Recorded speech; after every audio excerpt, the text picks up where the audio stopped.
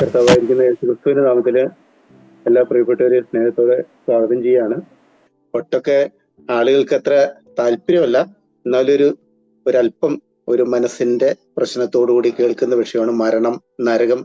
അതൊക്കെ അത്ര ഇഷ്ടമൊന്നും അല്ല, എന്നാൽ കേൾക്കാൻ വലിയ ഉത്സാഹമുള്ളതായിരിക്കുന്ന വിഷയവുമാണ് എന്നുള്ളതിന് സംശയമൊന്നുമില്ല.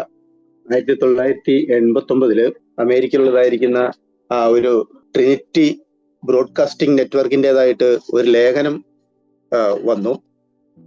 ആ ലേഖനത്തില് ഇങ്ങനെയാണ് ഉണ്ടായിരുന്നത്. 1970-കളില് സോവിയറ്റ് യൂണിയനിൽ നടന്നതായിരിക്കുന്ന അവരുടെ ഒരു ഭാഗമായിരുന്ന സൈബീരിയയിൽ നടന്നതായിരിക്കുന്ന ഒരു പര്യവേഷണത്തെ കുറിച്ചായിരുന്നു അവര് പ്രസിദ്ധീകരിച്ചത്. ആ ലേഖനത്തിൽ ഇങ്ങനെയാണ് പറഞ്ഞത്. അവിടെ കുറെ ശാസ്ത്രജ്ഞന്മാർ ചേർന്ന് സൈബീരിയയിൽ ഭൂമിക്കുള്ളിലേക്ക് ഒരു ഹോള് ഡ്രില്ല് ചെയ്യാനായിട്ട് ആരംഭിച്ചു. അങ്ങനെ ചില നാളുകള് അവര് വളരെ ദീർഘമായിരിക്കുന്ന ഏതാണ്ട് 14.5 കിലോമീറ്ററോളം നീളത്തില് അവർ ഡ്രില്ല് ചെയ്തു. അങ്ങനെ ഡ്രില്ല് ചെയ്ത് കഴിഞ്ഞിട്ട് അവരതിന്റെ താപം അളന്നപ്പോൾ ഏതാണ്ട് 1100 ഡിഗ്രി സെൽഷ്യസ് ചൂട് ഉണ്ട് എന്നവർക്ക് കണ്ടു. ഒപ്പം അവർ മറ്റൊരു പരീക്ഷണം നടത്തിയത്, അവരൊരു വളരെ സെൻസിറ്റീവ് ആയിരിക്കുന്ന മൈക്രോഫോൺ ആ കൂടെ ആ ഹോളിലേക്ക് ഇറക്കി. അപ്പോൾ ആ ഇറക്കിയ സമയത്ത് അവരത് റെക്കോർഡും ചെയ്തു. അതിനകത്ത് അവർ പറയുന്നത്, അതിഭീകരമായിരിക്കുന്ന ഭയാനകമായിരിക്കുന്ന മനുഷ്യന്റെ നിലവിളി ശബ്ദം അതിലൂടെ കേട്ടു എന്നാണ് അവര് അവകാശപ്പെട്ടത്. എന്നിട്ട് ഭയപ്പെട്ട് ചില ശാസ്ത്രജ്ഞർ അത് നിർത്തി എന്നുകൂടി അവര് പറയുകയുണ്ടായി. ആ ഹോളിന്റെ പേര് വെൽ ടു ഹെൽ എന്നാണ്. ഡ്രില്ലിംഗ് ടു ഹെൽ എന്നൊക്കെ ചില സ്ഥലത്ത് കണ്ടു. വളരെ കാലം വിശ്വാസികളുടെ ഇടയ്ക്ക് ഇതൊരു വിശ്വസനീയമായിരിക്കുന്ന ആ ഒരു വാർത്ത എന്ന നിലയിൽ നിലനിന്നിരുന്നു. അവസാനം ഇതിന്റെ സത്യാവസ്ഥയെക്കുറിച്ച് 1-2 പേര് ഒക്കെ ഒരു അന്വേഷണം നടത്തി കഴിഞ്ഞപ്പോൾ ആണ് മനസ്സിലായത് വെറുമൊരു കെട്ടുകഥ മാത്രമായിരുന്നു അത് എന്നാണ് തെളിഞ്ഞത്. പക്ഷെ ഞാൻ ചിന്തിച്ചതായിരിക്കുന്ന ഒരു കാര്യം എന്ന് പറഞ്ഞാൽ, എന്തുകൊണ്ട് ആളുകൾ അത് വിശ്വസിച്ചു എന്നുള്ളതാണ്. വളരെ കാലം അതൊരു വിശ്വസനീയമായിരിക്കുന്ന കാര്യമായിട്ടും അതൊരു ചർച്ചയായിട്ടും കൊണ്ടു നടന്നത് എന്തുകൊണ്ട് എന്നുള്ളതായിരിക്കുന്ന ഒരു ചോദ്യം അതിനകത്ത് അവശേഷിക്കുന്നുണ്ട്. അതുപോലെ സ്വർഗത്തെക്കുറിച്ച് ചില നാളുകൾക്ക് മുമ്പ് നമ്മുടെ നാട്ടിൽ തന്നെ ഒരാള് പ്രസംഗിച്ചു. ഈ പ്രപഞ്ചത്തിന്റെ അറ്റത്ത് എവിടെയോ ഒരു വെളുത്ത പട്ടണം കണ്ടു എന്ന് നാസയിൽ നിന്ന് അറിയിച്ചു എന്നൊക്കെ പറഞ്ഞ് പ്രസംഗിക്കുകയും അതൊക്കെ യൂട്യൂബിൽ ഇപ്പോഴും കിടക്കുന്നതായിരിക്കുന്ന പ്രസംഗമാണ്. അപ്പൊ എന്തുകൊണ്ടാണ് ഈ നരകത്തെക്കുറിച്ചും സ്വർഗത്തെക്കുറിച്ചൊക്കെ ആളുകള് പെട്ടെന്ന് വിശ്വസിക്കുകയും അത് പ്രചരിപ്പിക്കുകയും ഒക്കെ ചെയ്യുന്നത് എന്ന് നമ്മൾ ചിന്തിക്കേണ്ടതാണ്. കാരണം ആളുകൾക്ക് അത് വളരെ വളരെ താല്പര്യമുള്ളതായിരിക്കുന്ന ഒരു വിഷയമാണ് എന്നാണ് ഞാൻ അതിനെക്കുറിച്ച് മനസ്സിലാക്കുന്നത്. ദൈവം, പിശാച് എന്നിങ്ങനെയുള്ളതായിരിക്കുന്ന അതുപോലെ തന്നെ വളരെ ഫെമിലിയർ ആയിട്ട് നിൽക്കുന്ന കാര്യമാണ് സ്വർഗം, നരകം എന്നീ വിഷയങ്ങളും എന്നുള്ളതാണ്. അതിനെക്കുറിച്ചുള്ളതായിരിക്കുന്ന ഒരു പരാമർശമില്ലാതെ നമ്മുടെ ഒരു സുവിശേഷ പ്രസംഗങ്ങളും അവസാനിക്കുന്നില്ല. അങ്ങനെ ചെയ്യാനായിട്ട് സാധിക്കുകയും ഇല്ലല്ലോ. അതുകൊണ്ട് വളരെ പ്രധാനപ്പെട്ടതായിരിക്കുന്ന ഒരു വിഷയമായിട്ടാണ് നരകം എന്ന വിഷയം ഇരിക്കുന്നത് എന്ന് നമുക്കറിയാം.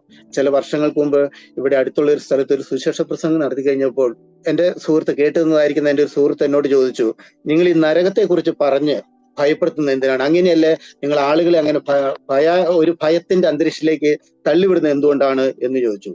ശിക്ഷ, നരകം എന്നൊക്കെ പറയുന്നത് തെറ്റല്ലേ? തെറ്റെന്ന് പറഞ്ഞാൽ യാഥാർത്ഥ്യം എന്നുള്ളതല്ല, ആളുകളെ അവിടെ അങ്ങനെ പറയുന്നത് തെറ്റല്ലേ എന്ന് ചോദിച്ചു. അപ്പൊ ഞാൻ പറഞ്ഞു, ടോണിക്കിന്റെ ഒരു വിഷക്കുപ്പിയുടെ പുറത്ത് വിഷമെന്നല്ലാതെ ടോണിക്കെന്ന് എഴുതി കഴിഞ്ഞാൽ അതുകൊണ്ട് നന്മ വരില്ലല്ലോ, ദോഷമല്ലേ വരുള്ളൂ എന്ന് പറഞ്ഞു. അപ്പം അതൊരു വളരെ പ്രധാനപ്പെട്ടതായിരിക്കുന്ന വിഷയമാണ് നരകം എന്നുള്ളതായിരിക്കുന്ന കാര്യം. അതുകൊണ്ട് അതിന്റെ ഒരു യാഥാർത്ഥ്യം വിശ്വാസികൾക്കിടയ്ക്ക് വലിയ തർക്കമുള്ളതായിരിക്കുന്ന കാര്യമൊന്നുമല്ല. വിശ്വാസികൾക്കിടയ്ക്ക് മാത്രമല്ല, ലോകത്തിലെ മതവിശ്വാസങ്ങളിലെല്ലാം വളരെ യാഥാർത്ഥ്യ ബോധത്തോടെ എന്ന് പറഞ്ഞ് ശരി എന്നുള്ള നിലയിലല്ല, അവരവരുടെ വിശ്വാസ പ്രമാണങ്ങളിൽ അവരൊരു നരകത്തെക്കുറിച്ച് പഠിക്കുകയും പഠിപ്പിക്കുകയും ഒക്കെ ചെയ്യുന്നുണ്ട്. അതിന്റെ സ്വഭാവത്തിലും അതിന്റെ രീതികളിലും ഒട്ടൊക്കെ വ്യത്യാസമുണ്ടെങ്കിലും, അതൊരു പക്ഷേ സെമിറ്റിക് മതങ്ങളിൽ ഒരു ഏകീകൃത രൂപം ഒട്ടൊക്കെ ഉണ്ടെങ്കിലും മറ്റു മതങ്ങളിൽ ശിക്ഷ, കാലയളവ് ഒക്കെ ഉള്ളത്, ഇല്ലെങ്കിൽ ആ തെറ്റ് ചെയ്ത തെറ്റിന്റെ ആധിക്യത്തിനനുസരിച്ച് ശിക്ഷിക്കുക, ശേഷം വിടുവിക്കുകയും ചെയ്യുന്നതായിരിക്കുന്ന ചിന്തയൊക്കെ ഉണ്ടെങ്കിൽ പോലും, വ്യത്യാസമുണ്ടെങ്കിൽ പോലും നരകം എന്നുള്ളതായിരിക്കുന്ന ഒരു കാര്യത്തെക്കുറിച്ച് അവരൊക്കെയും സമ്മതിക്കുന്നതായിരിക്കുന്ന കാര്യം ആണ്. എന്നാൽ നരകത്തിന്റെ സ്വഭാവത്തെ കുറിച്ച് പറയുമ്പോൾ വ്യത്യസ്തമായിരിക്കുന്ന ആശയങ്ങൾ ഉണ്ട്, വ്യത്യസ്തമായിരിക്കുന്ന വീക്ഷണങ്ങളും ഉണ്ട്. അത് സാധ്യമാണ് എന്ന് തന്നെയാണ് ഞാനും വിചാരിക്കുന്നത്.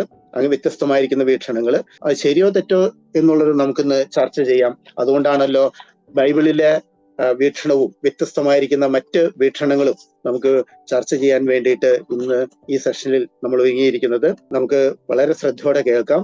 ഈ വിഷയം അവതരിപ്പിക്കുന്നത് സണ്ണി സഹോദരനാണ്. എല്ലാവർക്കും സ്നേഹവന്ദനം. വളരെ കേൾക്കാൻ ഇഷ്ടമല്ലാത്ത ഒരു സുഖകരമല്ലാത്ത ഒരു വിഷയമാണ് നമ്മൾ ചർച്ച ചെയ്യാനായിട്ട് എടുത്തിട്ടുള്ളത്. കേൾക്കാനായിട്ട് ഇഷ്ടമല്ലെങ്കിൽ ബൈബിളിൽ വളരെയധികം പ്രാവശ്യം പറഞ്ഞിട്ടുള്ള വിഷയമായതുകൊണ്ട് നമ്മെ സംബന്ധിച്ച് ഈ വിഷയവും പഠിക്കാതിരിക്കാനായിട്ട് സാധിക്കുകയും പഠിച്ച് കഴിയുന്നത്ര വ്യക്തത വരുത്തി മുന്നോട്ട് പോകാനായിട്ട് ദൈവം പരിശുദ്ധാത്മാവിനാൽ നമ്മളെ സഹായിക്കട്ടെ എന്ന പ്രാർത്ഥനയോടെ നമുക്ക് ഈ പഠനം ആരംഭിക്കും. സുപ്രസിദ്ധ നിരീശ്വരനായിരുന്ന ബെർട്രാൻഡ് റസൽ അദ്ദേഹം ഒരിക്കലും ഒരു ലേഖനം എഴുതിയ ലേഖനത്തിന്റെ തലക്കെട്ട് ഇങ്ങനെയാണ്: why I am not a Christian, ഞാൻ എന്തുകൊണ്ട് ഒരു ക്രിസ്ത്യാനിയാണ്. അതിനകത്ത് അദ്ദേഹം പറഞ്ഞൊരു പ്രധാനപ്പെട്ട ന്യായം ജീസസ് ബിലീവ്ഡ് ഇൻ എന്ന്. ക്രിസ്തുവിനെയും ക്രിസ്തീയ വിശ്വാസത്തെയും തള്ളിക്കളയാനായിട്ടുള്ള അദ്ദേഹത്തിന്റെ ഒരു ന്യായം, യേശു ക്രിസ്തു നരകത്തെക്കുറിച്ച് പറഞ്ഞു നരകമുണ്ട് എന്ന് വിശ്വസിച്ചു. ഇതൊരു ഡിസ്റ്റർബിങ് തോട്ടാണ്, ഇതൊരു അസ്വസ്ഥതയുണ്ടാക്കുന്ന ചിന്തയാണ് എന്ന് വ്യക്തം. നരകത്തെക്കുറിച്ച് കേൾക്കാനും ചിന്തിക്കാനും താല്പര്യമില്ലാത്ത, ഇഷ്ടമില്ലാത്ത ഒത്തിരി ആളുകളുണ്ട്. പ്രത്യേകിച്ച് സ്വന്തം ജീവിതത്തിലെ പാപങ്ങളെക്കുറിച്ചോ തെറ്റുകളെക്കുറിച്ചോ ഒക്കെ ബോധമുള്ളവർ, അങ്ങനെയുള്ള ആളുകളെ സംബന്ധിച്ച് അവർക്ക് ഒരു ശിക്ഷാവിധി ഉണ്ട് എന്നത് അവരുടെ മനസാക്ഷി അവർ കേൾക്കുന്ന ശബ്ദമായിരിക്കും. ആ ശബ്ദത്തെ മറികടന്ന് മാത്രം പാപം ചെയ്ത് ജീവിക്കാനായിട്ട് അവർക്ക് സാധിക്കുകയുള്ളൂ. അതുകൊണ്ട് ചില ആളുകൾ ഈ നരകത്തെക്കുറിച്ച് ചിന്തിക്കാതിരിക്കും, നരകമില്ല എന്ന് നിഷേധിക്കും, അല്ലെങ്കിൽ അതിനെ എങ്ങനെയെങ്കിലുമൊക്കെ മൈൽഡ് ആക്കാനായിട്ട്, അതിന് മയപ്പെടുത്താനായിട്ട് ശ്രമിക്കും. നരകത്തെക്കുറിച്ചുള്ള നല്ല നല്ല കഥകളൊക്കെ ഉണ്ടാക്കും. നമ്മൾ കേട്ടിട്ടുണ്ട്, നരകം എന്ന് പറയുമ്പോൾ കേൾക്കുമ്പോൾ ഒരു തമാശയായിട്ട് തോന്നത്തക്ക നിലയിലുള്ള കഥകൾ. നരകത്തിൽ സൂപ്പർ താരങ്ങളെല്ലാം ഉണ്ടാകും, ആരാധനാ പുരുഷന്മാരും സ്ത്രീകളും ഒക്കെ അവിടെ ഉണ്ടാകും, സിനിമാ താരങ്ങൾ അവിടെ ഉണ്ടാകും, ലോകത്തിലെ പ്രസിദ്ധരായിട്ടുള്ള ഒത്തിരി ആളുകൾ, എല്ലാ ആൾക്കാരും മിക്കവാറും ഒക്കെ ആൾക്കാർ അവിടെ ഉണ്ടാകും. എന്നാൽ സ്വർഗത്തിൽ ചെല്ലുമ്പോൾ അവിടെ എപ്പോഴും പ്രാർത്ഥനയും പാട്ടും കൈകൊട്ടും ഒക്കെയാണ്. അതുകൊണ്ട് കുറച്ചുകൂടെ രസം ഈ നൃത്തവും അതുപോലെ തന്നെ പോപ്പ് റോക്ക് സംഗീതങ്ങളും മറ്റു പരിപാടികളും ഒക്കെ ഉള്ളത് നരകത്തിലായിരിക്കും. അതുകൊണ്ട് നരകത്തിൽ പോകാനാണ് താല്പര്യം പറയുന്ന ആളുകളെ നമ്മൾ കണ്ടിട്ടുണ്ട്. എത്ര സീരിയസ് ആയിട്ടാണ് അവരത് പറയുന്നത് എന്നറിയില്ല. എങ്കിലും കാരണം നരകം എന്ന് പറയുന്ന ചിന്തയുടെ പിറകിലുള്ള, അതിനോട് ചേർന്നുള്ള അസ്വസ്ഥതകൾ ഒഴിവാക്കാൻ വേണ്ടി അതിനെ ഒന്ന് മയപ്പെടുത്തി കാണാനായിട്ടുള്ള മനുഷ്യന്റെ പരിശ്രമമാണ് ഈ തരത്തിലുള്ള ആശയങ്ങളും ചിന്താഗതി. ഇതൊരു ടെറിബിൾ ടീച്ചിങ് ആണ്, ബൈബിളിന്റെ ഒരു ഭയങ്കരമായ ഉപദേശമാണ്. കാരണം നരകത്തെക്കുറിച്ച് ബൈബിൾ പറഞ്ഞിട്ടുള്ള വചനങ്ങളെ അക്ഷരികമായിട്ട് നമ്മൾ എടുത്താൽ വളരെ ഭയാനകമായ ഒരു അവസ്ഥയെക്കുറിച്ചാണ്, ഒരു സ്ഥലത്തെക്കുറിച്ചാണ് ബൈബിൾ നരകം എന്ന പേരിൽ അവതരിപ്പിക്കും. എന്നാൽ ബൈബിൾ ഗൗരവമായിട്ട് പഠിക്കാൻ ആഗ്രഹിക്കുന്ന ഒരു വ്യക്തി അവഗണിക്കാൻ കഴിയാത്ത ഒരു വിഷയവുമാണ്. കാരണം അത്രയധികം പ്രാവശ്യം, പ്രത്യേകിച്ച് പുതിയ നിയമത്തിൽ നരകം എന്ന വാക്ക് തന്നെ ആവർത്തിച്ച് ഉപയോഗിച്ചിട്ടുള്ള, നമ്മുടെ കർത്താവ് തന്നെ പല പ്രാവശ്യം ഉപയോഗിച്ചിട്ടുള്ള പദം എന്ന നിലയിൽ, ഒരാശയം എന്ന നിലയിൽ ദൈവവചനത്തെ ഗൗരവമായിട്ട് പഠിക്കാൻ ആഗ്രഹിക്കുന്ന ഒരു വ്യക്തി അവഗണിക്കാൻ കഴിയാത്ത ഒരു വിഷയം തന്നെയാണ്. ഈ വിഷയം പഠിക്കുന്നത് എന്തിനാണ്? അതുകൊണ്ടുള്ള പ്രയോജനം എന്താണ്? നമ്മളൊക്കെ നിത്യ ശിക്ഷാവിധിയിൽ നിന്ന് അല്ലെങ്കിൽ നരകശിക്ഷയിൽ നിന്ന് രക്ഷിക്കപ്പെട്ടവരല്ല, പിന്നെ നമ്മൾ എന്തിനു നരകത്തെക്കുറിച്ച് ചിന്തിക്കും എന്നൊക്കെ ചിലരെങ്കിലും ചിന്തിക്കുന്നുണ്ടാവും. ഞാൻ ചിന്തിക്കുന്നത്, നരകത്തെക്കുറിച്ച് മനസ്സിലാക്കുമ്പോഴാണ് നമുക്ക് ലഭിച്ച രക്ഷയുടെ വലിപ്പം, ആ രക്ഷയുടെ മഹത്വം നമുക്ക് മനസ്സിലാക്കാൻ സാധിക്കും. എത്ര വലിയ ഒരു നാശത്തിൽ നിന്നാണ്, എത്ര ഭയാനകമായ ഒരു അവസ്ഥയിൽ നിന്നാണ് കർത്താവായ യേശു ക്രിസ്തുവിലൂടെ ദൈവം നമ്മെ വീണ്ടെടുത്തത് എന്ന തിരിച്ചറിവുണ്ടാകുമ്പോൾ നമുക്ക് കർത്താവിനോടുള്ള സ്നേഹവും നന്ദിയും കുറച്ചുകൂടി തീർച്ചയായിട്ടും വർദ്ധിക്കാനായിട്ട് ഇടയായി തീരും എന്നുള്ള കാര്യത്തിന് സംശയം. മറ്റൊരു പ്രയോജനം, സുവിശേഷം പറയുന്ന കാര്യത്തിൽ നമുക്ക് കുറച്ചുകൂടി ഒരു ഭാരമുണ്ടാകാനായിട്ട് ഈ പഠനം നമുക്ക് പ്രയോജനകരമായിരിക്കും. കാരണം കർത്താവായ യേശു ക്രിസ്തുവിനെ അറിയാത്ത മനുഷ്യൻ ചെന്നെത്താൻ പോകുന്ന സ്ഥലം അതെത്ര ഭീകരമാണ്, എത്ര കഠിനമാണ്. ആ സ്ഥലത്തേക്കാണ് നമ്മുടെ പല ബന്ധുക്കളും സ്നേഹിതരും നമ്മുടെ കൂടെ ജോലി ചെയ്യുന്നവരും അയൽവക്കക്കാരും നാട്ടുകാരും ഒക്കെ പോകുന്നത് എന്നുള്ള ചിന്ത ഉറങ്ങിക്കിടക്കുന്ന ചില ആളുകളെങ്കിലും ഉണർത്തി സുവിശേഷം പറയേണ്ടതാണ്. ആ ഉത്തരവാദിത്വ ബോധത്തിലേക്ക് ആളുകളെ കൊണ്ടുവരാൻ ഒരല്പം ഉത്സാഹം ആ വിഷയത്തിൽ നമുക്ക് ലഭിക്കാനും ഇടയായി.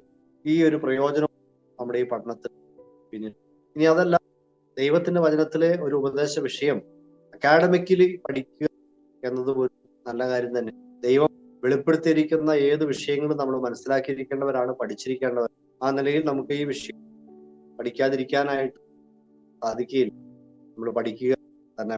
നരകം എന്ന് പേര് പറയുമ്പോൾ അല്ലെങ്കിൽ ആ ആശയത്തെ കുറിച്ച് ചിന്തിക്കുമ്പോൾ എല്ലാവരും ഒരേ അർത്ഥത്തിലല്ല ആ വാക്ക് ഈ ആശയം പറയുന്നത്, അല്ലെങ്കിൽ ഒരേ ആശയത്തിലല്ല അത് അർത്ഥമാക്കുന്നത് എന്നും നമുക്ക് അറിയാം. പല വിധത്തിലുള്ള വ്യത്യസ്ത സമീപനങ്ങൾ ഈ വിഷയത്തോടുണ്ട് എന്നുള്ള കാര്യം നമുക്ക് അത്തരത്തിൽ പ്രധാനപ്പെട്ട ചില വ്യൂസ്, ചില കാഴ്ചപ്പാടുകൾ പറഞ്ഞ് അതിനുശേഷം തിരുവെഴുത്തുകൾ ഈ വിഷയത്തെക്കുറിച്ച് എന്ത് പറയും എന്ന് ചിന്തിച്ച് നമുക്ക് ഈ അവതരണം അവസാനിപ്പിക്കും. ആദ്യത്തെ വീക്ഷണം, ആക്ഷരികമായ വീക്ഷണം, നരകം അല്ലെങ്കിൽ നിത്യ കെടാത്ത തീയ് എന്നൊക്കെ പറയുന്നത് ആക്ഷരികമായി തന്നെ മനസ്സിലാക്കുകയും അങ്ങനെ തന്നെ സ്വീകരിക്കുകയും ചെയ്യുന്ന യാഥാസ്ഥിതിക നിലപാട് എന്നതിനെ കുറിച്ചും കർത്താവായ യേശു ക്രിസ്തു അതിനെക്കുറിച്ച് പഠിപ്പിച്ചു, അപ്പോസ്തലന്മാര് പഠിപ്പിച്ചു, പിന്നീട് വന്ന സഭാപിതാക്കന്മാർ ഇത്തരത്തിൽ ആക്ഷരികമായ ഒരു നരകത്തെക്കുറിച്ച് പഠിപ്പിച്ചു. സഭാപിതാക്കന്മാരിൽ അപവാദങ്ങളുണ്ട്, ഇല്ല എന്നല്ല. എന്നാൽ അഗസ്റ്റിൻ തന്റെ സിറ്റി ഓഫ് ഗോഡ് എന്ന് പറയുന്ന പുസ്തകത്തിൽ വളരെ വിശദമായി തന്നെ, വളരെ കാര്യമായി തന്നെ ഒരു ലിറ്ററൽ നരകത്തെക്കുറിച്ച്, ആക്ഷരികമായ ഒരു നരകത്തെക്കുറിച്ച്, ആ നരകത്തിൽ കിടന്ന് അനുഭവിക്കുന്ന വേദനകളെ കുറിച്ച് വളരെ കാര്യമായി രേഖപ്പെടുത്തിയിട്ടുണ്ട്. അദ്ദേഹം അത് പൂർണ്ണമായും അങ്ങനെ തന്നെ വിശ്വസിച്ച മനുഷ്യനാണ്. പിന്നീട് നവീകരണ കർത്താക്കൾ അതിനെക്കുറിച്ച് എഴുതിയിട്ടും പഠിപ്പിച്ചിട്ടും ഒക്കെ ഉണ്ട്. അതിനു മുമ്പ് വരെയുള്ള കാലഘട്ടങ്ങളും അതിനുശേഷം റോമൻ കത്തോലിക്കര് നരകത്തെക്കുറിച്ച് അതവര് പർഗേറ്ററി, ശുദ്ധീകരണ സ്ഥലം എന്ന് വേറെ ആശയം കൊണ്ട് ചേർത്തൊക്കെ പഠിപ്പിച്ച് മനുഷ്യരെ ഭയപ്പെടുത്തിയും ഭീഷണിപ്പെടുത്തിയും കർമാദികൾ ചെയ്യിക്കാനും അതുപോലെ പണപ്പിരിവ് നടത്താനൊക്കെ ഉപയോഗിച്ചിട്ടുള്ള സംഭവങ്ങൾ ചരിത്രത്തിൽ നമുക്ക് കാണാനായിട്ട്. ബൈബിള് ആക്ഷരികമായി വിശ്വസിക്കുന്നവര്, ആക്ഷരികമായി നരകത്തെ എടുക്കുന്ന ആളുകൾ തീർച്ചയായിട്ടും നരകം എന്ന ഒരു സ്ഥലമുണ്ട്, ഒരിടമുണ്ട് എന്ന് തന്നെ വിശ്വസിക്കുകയും അവിടെ പറഞ്ഞിരിക്കുന്ന കെടാത്ത തീയും ചാകാത്ത പുഴു അതുപോലെയുള്ള ദണ്ഡനത്തിന്റെ അവസ്ഥയാണ്, വേദനയുടെ അവസ്ഥയാണ്, നിത്യമായ അവസ്ഥയാണ് എന്നൊക്കെ തന്നെ വിശ്വസിക്കുകയും ചെയ്യുന്ന ആളുകളാണ്. ഇതൊരു ഫിസിക്കൽ, ഒരു ശാരീരികമായ, മാനസികമായ, ആത്മീകമായ, ഇതെല്ലാം ഇമോഷണൽ, ഇതെല്ലാം കൂടെ ചേർന്നുള്ള ഒരു സഹനത്തിന്റെ, ഒരു വേദനയുടെ അനുഭവം. കാരണം മരിച്ച വിശ്വാസികള് ജീവനോട് കൂടി ഉയർത്തെഴുന്നേറ്റ് നിത്യതയിലേക്ക്, നിത്യജീവനിലേക്ക് പോകും. അവിശ്വാസികൾ അവരുടെ മരണശേഷം ശരീരത്തോടു കൂടി തന്നെ, പുനരുദ്ധാന ശരീരത്തോടു കൂടി ഉയർത്തെഴുന്നേറ്റ് വെള്ളസിംഹാസനത്തിന്റെ മുമ്പിലെ ന്യായവിധിക്ക് ശേഷം നിത്യ ദണ്ഡനത്തിലേക്ക്, നിത്യ ശിക്ഷാവിധിയിലേക്ക് പോകും എന്നാണ് ആക്ഷരികമായി ഇതിനെ മനസ്സിലാക്കുന്നവര് വിശ്വസിക്കുന്നത്. അതിനകത്ത് ശാരീരികമായ ഈ ആത്മീക ശരീരത്തിന് പ്ലഷർ അനുഭവിക്കാൻ, സന്തോഷവും സുഖവും അനുഭവിക്കാൻ കഴിയുന്നത് പോലെ വേദന അനുഭവിക്കാനായിട്ടുള്ള കഴിവുണ്ട്.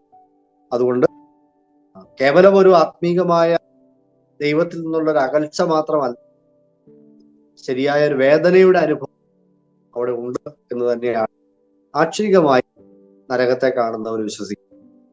രണ്ടാമത്തെ പ്രബലമായ ഒരു ആശയമാണ്, ഇതൊരു മെറ്റഫോറിക്കൽ ആയിട്ടുള്ള പ്രയോഗം, ഒരു ആലങ്കാരിക പ്രയോഗമാണ് ഈ നരകം എന്ന് പറയുന്നത്. 16-ാം നൂറ്റാണ്ടോട് കൂടിയാണ് ഇത്തരത്തിലൊരു മെറ്റഫോറിക്കലായ ഒരു കാഴ്ചപ്പാട്, ഒരു ആലങ്കാരിക പ്രയോഗമാണ് നരകം എന്ന കാര്യത്തെക്കുറിച്ച് ചിന്തിക്കാനാണ് തുടങ്ങിയത്. ബൈബിളിൽ ഇവിടെ പറഞ്ഞിരിക്കുന്ന, നരകത്തോട് ചേർത്ത് പറഞ്ഞിരിക്കുന്ന ചൂട്, അതുപോലെ ദാഹം, ഇരുട്ട്, അതുപോലെ പുഴു, ദണ്ഡനം എന്നൊക്കെ പറഞ്ഞിരിക്കുന്നത് അവരെല്ലാം സിംബോളിക്കായിട്ട്, ആലങ്കാരികമായിട്ടാണ് എടുക്കുന്നത്. അവര് പറയുന്നത് ദൈവത്തോട് വേർപെട്ട ഒരവസ്ഥ, ദൈവത്തിന് ദൂരെ പോയ ഒരവസ്ഥ, ആ അവസ്ഥയാണ് വാസ്തവത്തിൽ നരകം. അല്ലാതെ ആക്ഷരികമായ ഒരു നരക ശിക്ഷ, അല്ലെങ്കിൽ ഈ ലിറ്ററൽ വ്യൂക്കാർ പറയുന്നത് പോലെയുള്ള ഒരു തീയുടെ വേദനയുടെ അനുഭവം അല്ല എന്നൊക്കെ ചിന്തിക്കുന്ന ആളുകൾ. നമ്മുടെ നാട്ടിൻ പ്രദേശങ്ങളിലൊക്കെ സാധാരണ സുവിശേഷമൊക്കെ പറയും, ചില ആളുകളെങ്കിലും പറഞ്ഞു കേട്ടിട്ടുള്ള ഒരു ആശയമാണ്, ഇടാവേ ഈ സ്വർഗവും നരകവും ഒക്കെ അത് ഇവിടെ തന്നെയാണ്, നിങ്ങൾ ഈ പറയുന്ന പോലെ മരിച്ചങ്ങോട്ട് ചെല്ലുമ്പോൾ ഉള്ള ഒരു സ്ഥലവും അനുഭവമൊന്നും അല്ല, ഇതൊക്കെ ഇവിടെ തന്നെയാണ്, ഇവിടെ കൊണ്ട് തീരുന്നു. ഇവിടെ നമുക്ക് സന്തോഷവും സുഖവും ചില ചില്ലറയൊക്കെ ഉണ്ടെങ്കിൽ ജീവിതത്തിൽ വലിയ പ്രശ്നങ്ങളൊന്നുമില്ല അങ്ങനെ പോകുന്നതാണെങ്കിൽ നമ്മൾ സ്വർഗത്തിൽ. ഇനി അതല്ല, ഇവിടെ കഷ്ടപ്പാടും ദുഃഖവും ദുരിതവും രോഗങ്ങളും ഇങ്ങനെയൊക്കെയുള്ള പ്രശ്നങ്ങളൊക്കെ ആണെങ്കിൽ നമ്മൾ നരകത്തിൽ. ഇതിനാണ് ഈ സ്വർഗവും നരകവും എന്നൊക്കെ പറയുന്നത്. അതൊക്കെ ഇവിടെ തന്നെയാണ് എന്ന് ചിന്തിക്കുന്ന നമ്മുടെ നാടൻ ഫിലോസഫേഴ്സ് നമുക്ക് ചുറ്റുമുണ്ട്. ഇവരൊക്കെ ഇതിനൊരു ആലങ്കാരികമായി കാണാൻ ആഗ്രഹിക്കുന്നു. ആദ്യം ചിന്തിച്ചതുപോലെ ഒരുപക്ഷെ നരകം എന്ന ആ യാഥാർത്ഥ്യബോധത്തോടെ അഭിമുഖീകരിക്കാനായിട്ടുള്ള മാനസികമായ സമ്മർദ്ദം, മാനസികമായിട്ടുള്ള ഒരു ബുദ്ധിമുട്ട്, ആ ബുദ്ധിമുട്ടിനെ മറികടക്കാനായിട്ട് സാധാരണ മനസ്സുപയോഗിക്കുന്ന ഒരു ഡിഫൻസ് മെക്കാനിസത്തിൽ ഒന്നാണ് ഈ ഡിനയൽ എന്ന് പറയുന്നത്. നിഷേധിക്കുക, യാഥാർത്ഥ്യങ്ങളെ നിഷേധിച്ചുകൊണ്ട് അതിന്റെ ടെൻഷൻ, അതിന്റെ ആ ഒരു സമ്മർദ്ദത്തെ അതിജീവിക്കാനായിട്ട് ശ്രമിക്കും. ആ രീതിയിൽ പല ആളുകൾ ഇതിനെ മെറ്റഫോറിക്കലാക്കാനൊക്കെ ആയിട്ട് ശ്രമിക്കുന്നു. മൂന്നാമത്, ഈ നരകം ഒരു താൽക്കാലിക സ്ഥലമാണ് എന്ന് ഉള്ള കാഴ്ചപ്പാട്. നരകത്തില് ന്യായവിധിക്ക് ശേഷം എത്തപ്പെടുന്ന ആളുകൾ അവരുടെ പാപങ്ങൾക്കടുത്ത ശിക്ഷാവിധി, അവരുടെ പാപങ്ങൾക്കടുത്ത്, അവരുടെ പ്രവൃത്തികൾക്കടുത്ത ശിക്ഷാവിധി എന്ന് പറഞ്ഞാൽ ജീവിതത്തിൽ 10 പാപങ്ങൾ ചെയ്ത് മരിച്ചുപോയവനെയും 10,000 പാപങ്ങൾ ചെയ്ത് മരിച്ചുപോയവനെയും ഒരേ അളവിൽ ശിക്ഷിക്കുന്നത് ശരിയല്ല. അതുകൊണ്ട് 10 പാപങ്ങൾ ചെയ്ത് മരിച്ചുപോയവനെ കുറച്ചു നാള് ശിക്ഷിച്ചതിന് ശേഷം ദൈവം നരകത്തിൽ നിന്ന് അവനെ ദൈവസന്നിധിയിലേക്ക് കയറ്റിക്കൊണ്ട് പോകും. ഇനി കൂടുതൽ പാപം ചെയ്തവരെ അവരുടെ പാപത്തിന്റെ അളവുകൾ അനുസരിച്ച് കുറച്ചു കാലങ്ങൾക്ക് ശേഷം അവരെ ദൈവത്തിന്റെ സന്നിധിയിലേക്ക് ഇതിന് ഒരു യൂണിവേഴ്സൽ സാൽവേഷൻ എന്ന ഒരു പേര് കൂടി നമ്മൾ പറയാറുണ്ട്. സാൽവേഷൻ എന്ന് പറയുന്നത് രക്ഷ ഒരു എല്ലാവർക്കും ഉള്ളതാണ്, സകല മനുഷ്യർക്കുമുള്ള രക്ഷ. അതുകൊണ്ട് ഒരു മനുഷ്യൻ പോലും ആത്യന്തികമായി നരകത്തിൽ പീഡിപ്പിക്കപ്പെടുകയില്ല. താൽക്കാലികമായ ഒരു സ്ഥാനം എന്ന നിലയിലുണ്ട്. എന്നാൽ എല്ലാ മനുഷ്യരും ഒടുവിൽ കർത്താവിന്റെ സന്നിധിയിൽ സ്വർഗത്തിൽ എത്തിച്ചേരും. ഇനി കുറച്ചുകൂടി കടന്ന് ചിന്തിക്കുന്ന ആൾക്കാർ പറയും, സാത്താനെ പോലും അവസാനം ദൈവം നരകത്തിൽ നിന്ന് രക്ഷിച്ച് സ്വർഗത്തിലേക്ക് കൊണ്ടുപോകും എന്നാണ്. ഈ യൂണിവേഴ്സൽ സാൽവേഷൻ അല്ലെങ്കിൽ നരകം ഒരു താൽക്കാലിക സ്ഥലമാണ് എന്ന് വിശ്വസിക്കുകയും പഠിപ്പിക്കുകയും ചെയ്യുന്ന ആളുകൾ പറയും. കത്തോലിക്ക സഭയുടെ ശുദ്ധീകരണ സ്ഥലമൊക്കെ ഇതിനോട് ചേർന്ന ആശയങ്ങൾ. ശുദ്ധീകരണ സ്ഥലം എന്ന് പറയുന്ന ആശയത്തെ കുറിച്ച് നമുക്കറിയാം. കത്തോലിക്കരുടെ ഒരു കണ്ടുപിടുത്തമാണ് ശുദ്ധീകരണ സ്ഥലം. അവര് പറയുന്നത് മാരകപാപങ്ങൾ എന്ന് പറഞ്ഞ ലിസ്റ്റിൽപ്പെട്ട പാപങ്ങൾ, മാരകപാപങ്ങൾ, ക്ഷമിക്കാൻ പറ്റാത്ത പാപങ്ങളാണ്. ആ പാപങ്ങൾ ചെയ്യാത്ത ആളുകൾ, മൈനർ സിൻ, ചെറിയ ചെറിയ പാപങ്ങളൊക്കെ ചെയ്ത് മരിച്ചു പോകുന്ന ആളുകൾ, അവരെ അങ്ങനെ ശിക്ഷാവിധിയിൽ ഒന്നും വിട്ടുകളയാനായിട്ടല്ല, നേരെ നരകത്തിലേക്കൊന്നും ദൈവം അവരെ ശുദ്ധീകരിക്കുന്ന ഒരു സ്ഥലമാണ്. കുറച്ചു കാലമൊക്കെ അവരുടെ പാപങ്ങൾക്കുള്ള ശിക്ഷയെ കൊടുത്തൊരു ശുദ്ധീകരണ പ്രക്രിയയ്ക്ക് ശേഷം അവരെ സ്വർഗത്തിലേക്ക് ദൈവം സ്വീകരിക്കും എന്ന് പറയുന്നത്. അതിനിവിടെ ചില കർമ്മങ്ങൾ, പണം മുടക്കൊക്കെ ഉണ്ട്.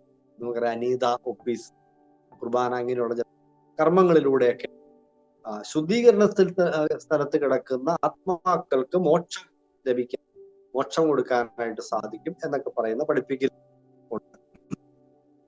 എന്നാല് ഈ കത്തോലിക്ക മാർപ്പാപ്പ ആയിരുന്ന പോപ്പ് പോൾ II 1999 അദ്ദേഹം ഈ ശുദ്ധീകരണ സ്ഥലം എന്ന് പറയുന്ന ആളുകളെ ശരിക്കും ഒരു ആലങ്കാരികമായിട്ട് എടുത്താൽ മതി എന്നൊക്കെ പരാമർശിച്ചു എന്നിങ്ങനെ വായിച്ചിട്ടുണ്ട്. അതിനെ ഒരു ആക്ഷരികമായിട്ട് എടുക്കേണ്ട ആവശ്യമില്ല എന്നൊക്കെ, ഇതൊരു ശുദ്ധീകരണത്തിന്റെ അനുഭവം ഉണ്ട് എന്ന് മാത്രമേ അർത്ഥമുള്ളൂ എന്നൊക്കെ അദ്ദേഹം അങ്ങനെ പറഞ്ഞതായിട്ട് വായിച്ചു. നാലാമത് മറ്റൊരു കാഴ്ചപ്പാട് അനിഹിലേഷൻ. രക്ഷിക്കപ്പെടാത്ത മനുഷ്യരുടെ ആത്മാക്കൾ ദൈവം എന്നേക്കുമായി നശിപ്പിച്ചു കളയുന്നു എന്ന ആശയമാണ്. നശിപ്പിച്ചു കളയും. സെക്കൻഡ് ഡെത്ത്, രണ്ടാം മരണം എന്ന് പറഞ്ഞാൽ അതാണ്. നിത്യനാശം എന്ന ആശയം, എന്ന വാക്കൊക്കെ അതിനെ സൂചിപ്പിക്കുന്നു. നശിപ്പിക്കപ്പെടുക, അല്ലാതെ അവിടെ ഇങ്ങനെ നിത്യമായി ദണ്ഡിപ്പിച്ചുകൊണ്ടിരിക്കുക, നിത്യമായി ശിക്ഷിച്ചുകൊണ്ടിരിക്കുക, തീ ഇങ്ങനെ കിടന്ന് നിത്യകാലം മുഴുവനും ചെലവഴിക്കുക എന്നിങ്ങനെ ഒരു ആശയമല്ല.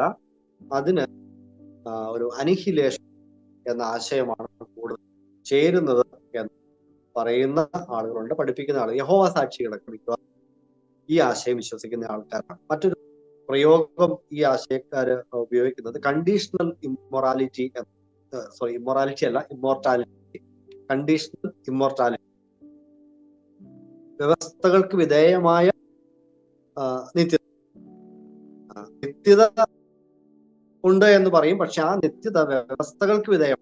ഇപ്പൊ നമുക്കറിയാം, ദൈവത്തിന്റെ വചനത്തിന്റെ ആശയം അനുസരിച്ച് മനുഷ്യന്റെ ആത്മാവ് നിത്യം, ദേഹം മണ്ണോട് ചേർന്നാലും ഉയർത്തെഴുന്നേറ്റ് എന്നേക്കും ജീവിക്കുന്ന ഒരു ക്രമീകരണമാണ് ദേഹി ആത്മാവ്, അല്ലെങ്കിൽ ദേഹി ആത്മാവ് പ്രത്യേകിച്ച് നിത്യമാണ് എന്ന ഒരു ടീച്ചിങ് ദൈവവചനത്തിലുണ്ട് എന്നുള്ള കാര്യം നമുക്ക്. അപ്പൊ അതിനെ അവഗണിച്ചുകൊണ്ട് മാത്രമേ ഈ immortality of the soul or spirit, അതിനെ അവഗണിച്ചുകൊണ്ട് മാത്രമാണ് ഈ അനിഹിലേഷൻ തിയറി നമുക്ക് പറയാനായിട്ട് അല്ലെങ്കിൽ കണക്കിലെടുക്കാനായിട്ട് സാധിക്കും. വേറെ ഇതിനോട് ചേർന്ന് തന്നെ നരകമില്ല, സ്വർഗവും നരകവും ഇല്ല എന്ന് നിഷേധിക്കുന്ന ദൈവനിഷേധികളായിട്ട് ആളുകളുടെ കാഴ്ചപ്പാട്. അപ്പൊ അവര് പറയുന്നു സ്വർഗവും ഇല്ല നരകവും ഇല്ല, മനുഷ്യനെ ഇവിടെ കൊണ്ട് തീരി എന്ന് പറയുന്ന ആളുകളുണ്ട്. കാരണം ഒരു വിശ്വാസികളിൽ തന്നെ ചിലർക്ക് നരകമില്ല എന്ന് വിശ്വസിക്കാനാണ് താല്പര്യം. അങ്ങനെ ചില ആളുകളൊക്കെ പറയുന്നുണ്ട്. എന്താ പറയുന്നത്? കാരണം ഇതാണ്, അവർ ദൈവത്തിന്റെ സ്നേഹത്തിന് വലിയ ഊന്നൽ കൊടുക്കുന്നവരാണ്. ദൈവം ഇറ്റേണൽ എവർലാസ്റ്റിംഗ് സ്നേഹമാണ്, നിത്യമായ സ്നേഹമാണ് ദൈവത്തിന്. ആ നിത്യസ്നേഹമായ ദൈവത്തിന് ഒരിക്കലും മനുഷ്യനെ നിത്യമായി ശിക്ഷിക്കാനായിട്ട് സാധിക്കില്ല. ഇങ്ങനെ അനന്തമായ കാലം ഈ തീക്കകത്തിട്ട് ശിക്ഷിക്കാനായിട്ട് മാത്രം ദൈവം ഒരു ബ്ലഡ് തേഴ്സ്റ്റി മോൺസ്റ്റർ അല്ല എന്നാണ് അതിനെക്കുറിച്ച് C.H. പിന്നോക്ക് എന്ന് പറയുന്ന ഒരു ഇവാഞ്ചലിസ്റ്റ് റൈറ്റർ, എഴുത്തുകാരൻ എഴുതിയിട്ടുള്ളത്. ലിറ്ററൽ നരകത്തെക്കുറിച്ച് സംസാരിക്കാനായിട്ട് അല്ലെങ്കിൽ അതിനെക്കുറിച്ച് ചിന്തിക്കാൻ താല്പര്യമില്ലാത്ത ആളുകളുടെ കൂട്ടത്തിലാണോ C.S. ലൂയിസ് എന്ന് സംശയിച്ചു പോകുന്ന ഒരു കോട്ടിങ്ങിനെ കണ്ടു. ദ ഗ്രേറ്റ് ഡിവോഴ്സ് എന്ന് പറയുന്ന അദ്ദേഹത്തിന്റെ പുസ്തകത്തില് നരകം എന്ന് പറയുന്നത് ഒരു കുഴപ്പമില്ലാത്തൊരു സ്ഥലം, ദൈവം ഒരു സാഡിസ്റ്റിക് ടോർച്ചർ, വളരെ ദുഷ്ടനായ അല്ലെങ്കിൽ മനുഷ്യന്റെ വേദന കണ്ട് സന്തോഷിക്കുന്ന ഒരു ദൈവമാണ് എന്ന് പറയാതിരിക്കാനായിട്ടായിരിക്കാം അദ്ദേഹം ഒരു നരകത്തെ അവതരിപ്പിക്കുന്ന ഒരു ഇൻകൺവീനിയന്റ് പ്ലേസ്. നരകത്തിൽ നിന്ന് ചില യാത്രകളൊക്കെ, സ്വർഗത്തിന്റെ ചുറ്റുപാടുമൊക്കെ ഒന്ന് പോയി കാണാനൊക്കെ ഉള്ള സൗകര്യം ഉണ്ടാവും എന്നൊക്കെ രീതിയിൽ അദ്ദേഹം എഴുതിയിരിക്കുന്നതായിട്ട് ഇങ്ങനെ വായിച്ചു. അദ്ദേഹം എന്താണ് അങ്ങനെ പറഞ്ഞതെന്ന് എനിക്ക് മനസ്സിലായില്ല.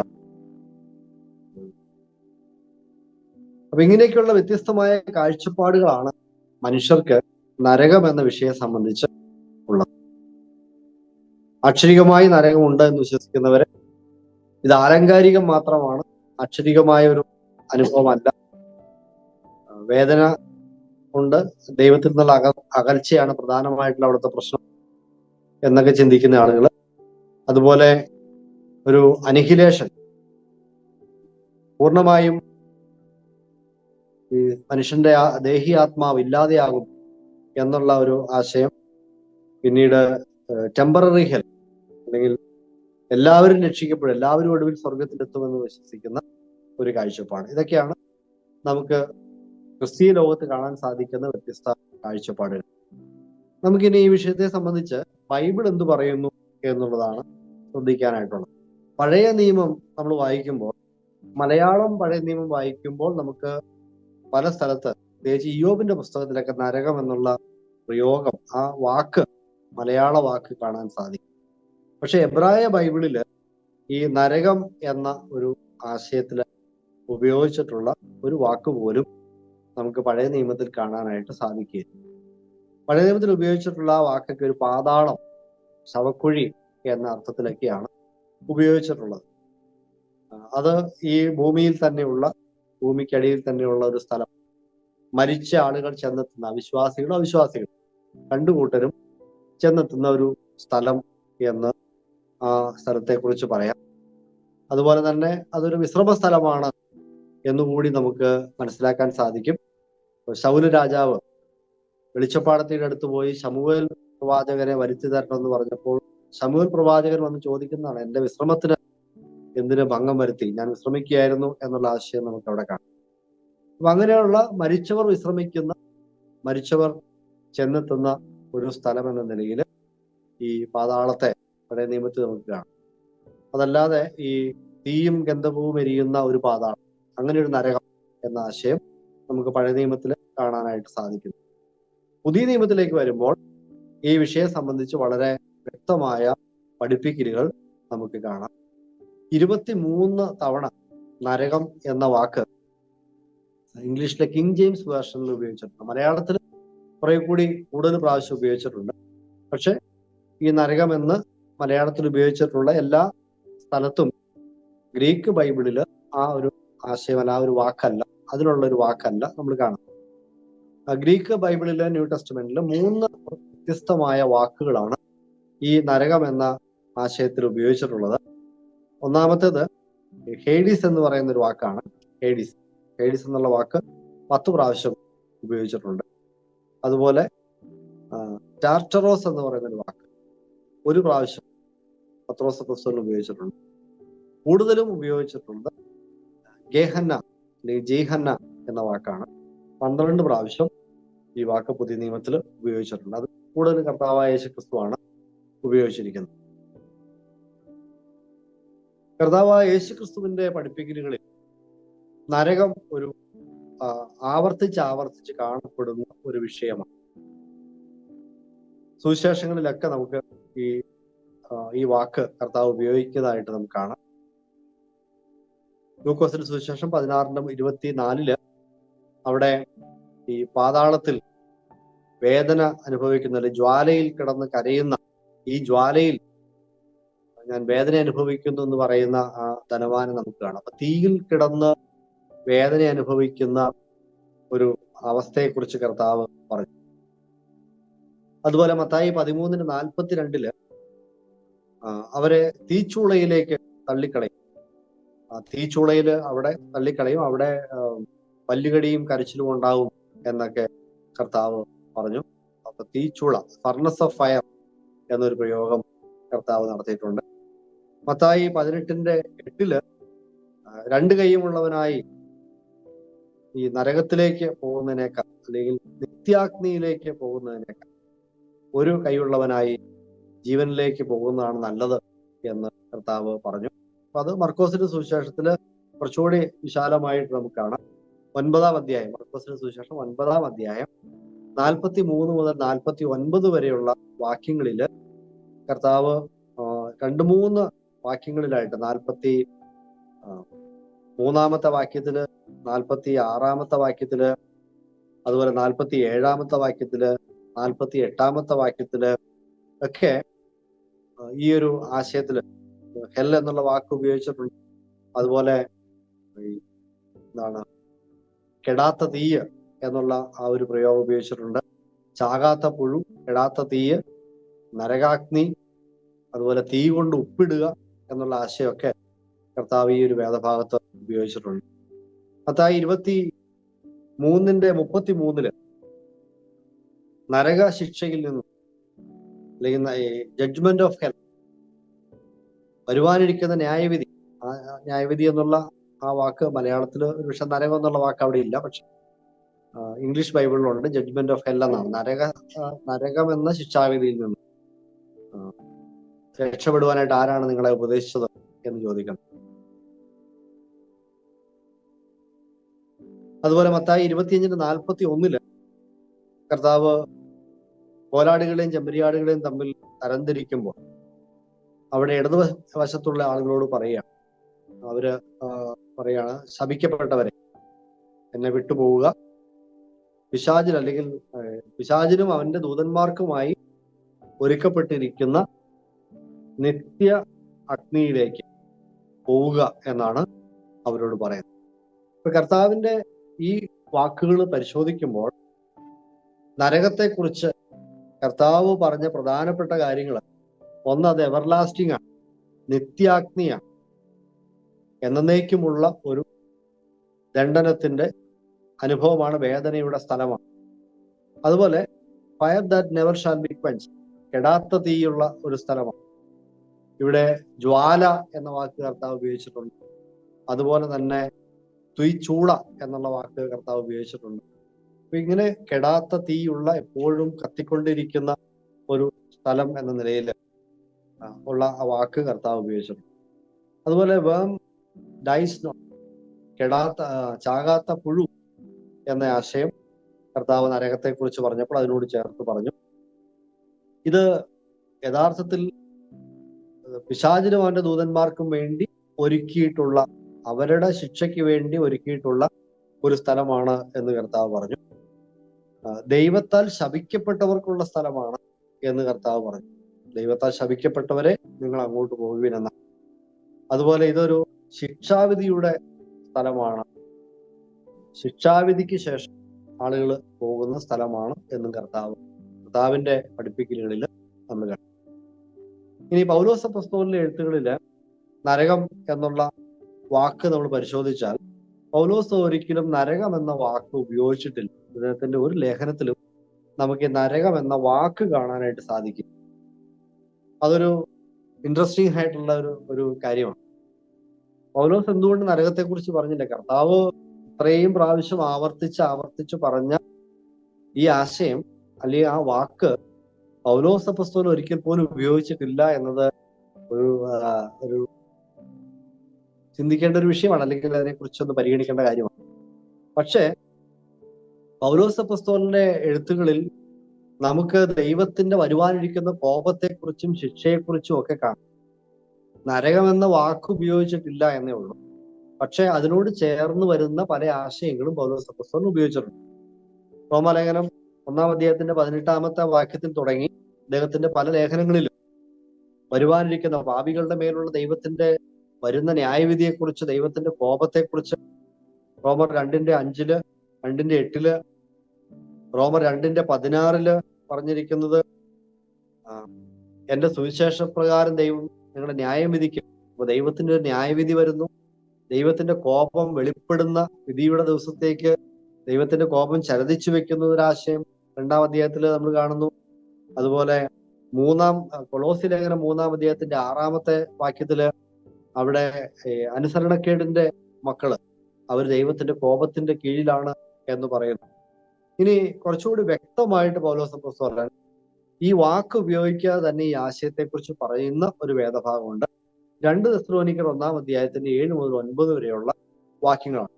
അവിടെ കർത്താവായ യേശുക്രിസ്തുവിന്റെ പ്രത്യക്ഷതയിൽ രക്ഷിക്കപ്പെട്ട ആളുകൾക്ക് സംഭവിക്കാൻ പോകുന്നത് എന്താണ്, രക്ഷിക്കപ്പെടാത്ത ആൾക്കാര് അഥവാ സുവിശേഷം തള്ളിക്കളഞ്ഞ ആളുകൾക്ക് എന്താണ് സംഭവിക്കാൻ പോകുന്നത് എന്നതിനെ കുറിച്ച് പറയുമ്പോൾ പൗലോസ് സുവിശേഷം സ്വീകരിക്കാത്ത ആളുകളെ കുറിച്ച് പറയുകയാണ്.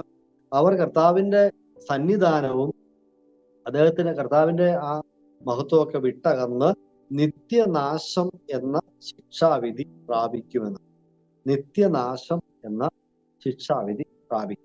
അപ്പൊ നരകം എന്ന ആ വാക്ക് ഉപയോഗിച്ചിട്ടില്ലെങ്കിലും പൗലോസ് അപ്പോസ്തലന്റെ എഴുത്തുകളില് ദൈവത്തിന്റെ വരുവാനിരിക്കുന്ന ന്യായവിധിയെക്കുറിച്ച്, രക്ഷിക്കപ്പെടാത്തവർ അനുഭവിക്കാൻ പോകുന്ന ദൈവത്തിന്റെ ക്രോധത്തെക്കുറിച്ച്, ദൈവസന്നദ്ധിയിൽ നിന്ന് നിത്യമായി അകന്നുപോയി അനുഭവിക്കേണ്ടി വരുന്ന നാശത്തെക്കുറിച്ച്, ശിക്ഷയെക്കുറിച്ചൊക്കെ വ്യക്തമായി തന്നെ പറയുന്നു. അതുകൊണ്ട് പൗലോസ് അപ്പോസ്തലൻ ഈ നരകത്തിൽ വിശ്വസിച്ചില്ല എന്ന് പറയാനായിട്ട് നമുക്ക് സാധിക്കില്ല. അങ്ങനെ ഒരു ആശയം തീർച്ചയായിട്ടും നമുക്ക് അദ്ദേഹത്തിന്റെ എഴുത്തുകളിൽ കാണാം. പത്രോസ് അപ്പോസ്തലന്റെ ലേഖനത്തില് ഈ നരകം എന്ന വാക്ക് ഉപയോഗിച്ചിട്ടുണ്ട്. അവിടെ അദ്ദേഹം ഈ സാധാരണ ഉപയോഗിക്കുന്ന ജീഹന്ന അല്ലെങ്കിൽ ഗെഹന്ന എന്ന് പറയുന്ന വാക്ക് അല്ല ഉപയോഗിച്ചിരിക്കുന്നത്. ടാർട്ടറോസ് എന്ന വാക്കാണ്. അത് ഈ പുതിയ നിയമത്തിൽ ഒരു സ്ഥലത്ത് മാത്രമേ ഉപയോഗിച്ചിട്ടുള്ളൂ. പത്രോസ് അപ്പോസ്തലനാണ് അത് ഉപയോഗിച്ചിട്ടുള്ളത്. അത് വാസ്തവത്തിൽ നരകം എന്നുള്ള ആ ആശയത്തിൽ, നരകാഗ്നി, ഈ നരകം എന്ന ആശയത്തിലല്ല, പാതാളം എന്ന ആശയത്തിലാണ്. മരിച്ചവരുടെ ആത്മാക്കൾ അല്ലെങ്കിൽ അവിശ്വാസികളായ മരിച്ച മനുഷ്യരുടെ ആത്മാക്കളെ നരകത്തിലേക്ക് അയക്കുന്നതിന് മുമ്പ് സൂക്ഷിക്കുന്ന സ്ഥലം എന്ന നിലയിൽ ആ വാക്കിനെ കാണാൻ പറ്റും. പത്രോസ് അത് ഉപയോഗിക്കുമ്പോൾ പാപം ചെയ്ത ദൂതന്മാരെ ദൈവം അങ്ങനെ ഒരു സ്ഥലത്ത് സൂക്ഷിച്ചിരിക്കുന്നു. ഈ പാപം ചെയ്ത ദൂതന്മാരെ പിശാചിനും അവന്റെ ദൂതന്മാർക്കും ഒരുക്കിയിരിക്കുന്ന സ്ഥലത്തേക്ക് വിടുന്നത് 1000 ആണ്ട് വാഴ്ചയ്ക്ക് ശേഷമാണ് എന്നുള്ള കാര്യം നമുക്കറിയാം. അതിനു മുമ്പ് കള്ളപ്രവാചകനും എതിർ ക്രിസ്തുവും ഈ അഗാധ കൂപത്തിലേക്ക് തള്ളപ്പെടുന്നു. അവിടുന്ന് വീണ്ടും ഈ നിത്യാഗ്നിയിലേക്ക്, നരകത്തിലേക്ക് അവരെ മാറ്റുന്നു എന്ന് നമുക്കറിയാം. അപ്പൊ ആ ഒരു സമയത്തിന് മുമ്പ് തന്നെ ഇവരെ സൂക്ഷിച്ചിരിക്കുന്ന ഒരു ശിക്ഷയുടെ സ്ഥലം എന്ന നിലയ്ക്കാണ് പത്രോസ് നരകത്തിലാക്കി സൂക്ഷിച്ചിരിക്കുന്നു എന്ന് പറഞ്ഞിരിക്കുന്നു. ഗ്രീക്കിലെ ഈ ടാറ്ററോസ് എന്ന് പറയുന്ന വാക്കിന് ഗ്രീക്കിലെ മറ്റ് സാഹിത്യ കൃതികളിലൊക്കെ ഉപയോഗിച്ചിരിക്കുന്ന ആശയം ദ ഡീപ്പസ്റ്റ് പിറ്റ് എന്നാണ്. അഗാധ കൂപം, വലിയ താഴ്ചയുള്ള കുഴി എന്നൊക്കെ അർത്ഥത്തിലാണ് ആ വാക്ക് ഉപയോഗിച്ചിരിക്കുന്നത്. യാക്കോബിന്റെ ലേഖനത്തില് നമുക്ക് നരക ചക്രത്തിന് തീ കൊടുക്കുന്നു എന്നൊരു പ്രയോഗം, ഹെൽ എന്നുള്ള വാക്ക് ഇംഗ്ലീഷ് ബൈബിളിൽ നമുക്ക് കാണാം. പക്ഷെ അത് ഈ നിത്യ നരകത്തെ സംബന്ധിച്ച് പറയുന്ന ഒരു പ്രയോഗം അല്ല എന്നാണ് വ്യാഖ്യാതാക്കൾ അതിനെക്കുറിച്ച് പറയുന്നത്. ജെറുസലേമിന്റെ ഈ സദേൺ ഭാഗത്ത് നഗരത്തിന് പുറത്ത് ഈ ചപ്പും ചവറുകളും അതുപോലെ തന്നെ ചത്ത മൃഗങ്ങളെയും അതുപോലെ മരിച്ച മനുഷ്യരുടെ ചില മൃതദേഹങ്ങൾ കത്തിച്ചു കൊണ്ടിടുന്ന, എപ്പോഴും തീ കത്തിക്കൊണ്ടിരിക്കുന്ന ഒരു സ്ഥലം.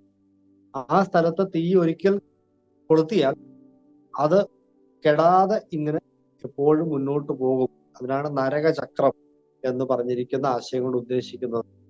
അപ്പോൾ അതുപോലെയാണ് നാവിന്റെ തെറ്റായ ഉപയോഗം എന്നാണ്.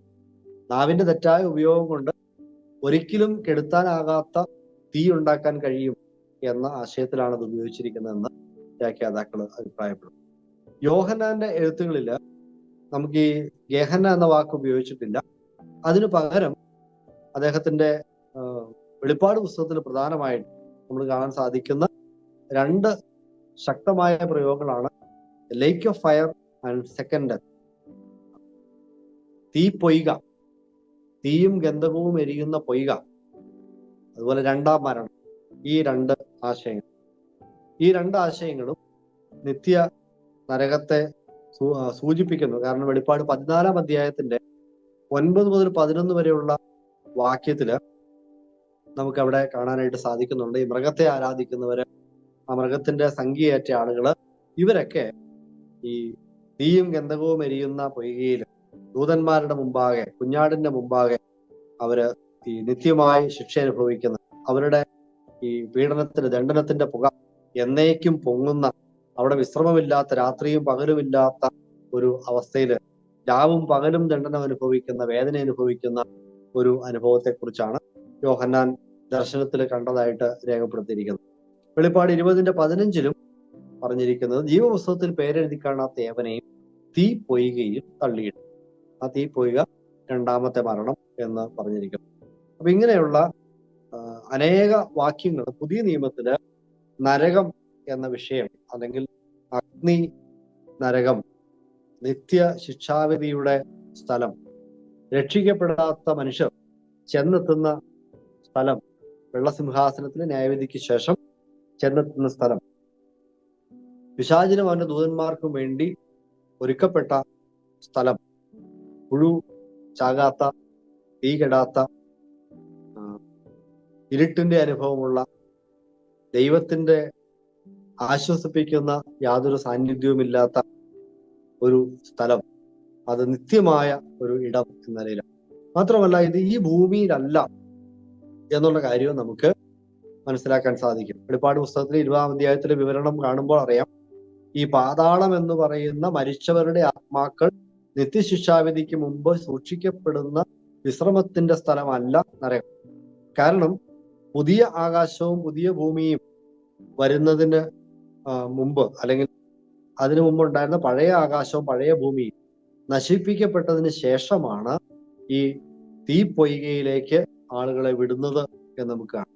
അപ്പൊ ഈ ആകാശവും ഭൂമിയും അവന്റെ സന്നദ്ധിയിൽ നിന്ന് ഓടിപ്പോയതിന് ശേഷമാണ് ഈ വെള്ളസിംഹാസനത്തിന് മുമ്പിൽ ന്യായവിധി നടക്കുന്നതും ആ പുസ്തകത്തിൽ എഴുതി കാണിക്കുന്നതനുസരിച്ചുള്ള ശിക്ഷാവിധി ഉണ്ടാകുന്നതും ജീവപുസ്തകത്തിൽ പേരെഴുതി കാണാത്ത ഏവനെയും തീ പൊയ്കയിൽ തള്ളിയിടുന്നതും പഴയ ആകാശവും പഴയ ഭൂമിയും ഒഴിഞ്ഞു പോയതിനു ശേഷമാണ്. അതുകൊണ്ട് അത് ഈ ഭൂമിയിലുള്ള ഏതെങ്കിലും സ്ഥലത്ത്, സഹോദരൻ ആദ്യമേ ഇൻട്രൊഡക്ഷനിൽ പറഞ്ഞതുപോലെ, ഈ ഭൂമിയുടെ അധോഭാഗത്ത് അല്ല നരകം എന്നുള്ള ഒരു കാര്യവും കൂടി നമുക്ക് ഇവിടെ നിന്ന് മനസ്സിലാക്കാനായിട്ട് സാധിക്കും.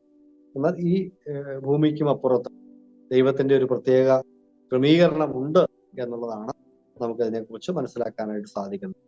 അപ്പൊ ഈ ദൈവജനത്തിലെ പുതിയ നിയമത്തിലെ ഈ പ്രയോഗങ്ങളെ, പ്രത്യേകിച്ച് ഗേഹന്ന എന്നുള്ള ആ പ്രയോഗത്തെ ആക്ഷരികമായിട്ട് മനസ്സിലാക്കണോ അതോ ആലങ്കാരികമായിട്ട് മനസ്സിലാക്കണോ എന്നൊരു ചോദ്യം തീർച്ചയായിട്ടും ഉണ്ട്.